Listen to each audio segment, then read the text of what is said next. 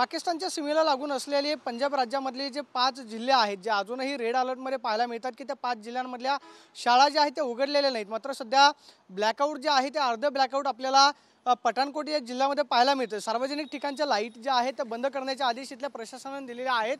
सार्वजनिक ठिकाणी कोणत्याही लाईट ज्या आहेत त्या चालू करू नका अशा पद्धतीचं आवाहन जे आहे ते प्रशासनाने केलेलं आहे। सध्या आपण पाहतोय की या रस्त्यावरती लाईट ज्या आहेत त्या सध्या बंद करण्यात आलेल्या आहेत। घरावरच्या ज्या मोठ्या लाईट आहेत त्या सुद्धा बंद करण्याचं आवाहन आहे। फक्त घरातल्याच लाईटी सुरू असतील। सध्या आपण पाहतोय की हे अर्ध ब्लॅकआउट जे आहे ते आपल्याला पठाणकोट जिल्ह्यामध्ये पाहायला मिळते। पठाणकोट जिल्ह्यामधले शाळा ज्या आहेत त्या सुद्धा बंद आहेत।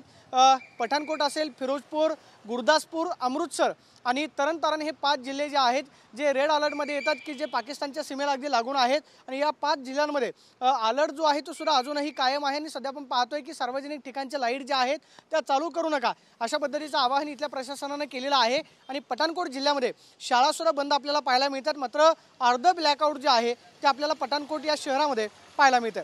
Camera person Rakesh Kumar Soni, Pradeep Kapse, TV9 Marathi, Pathankot, Punjab.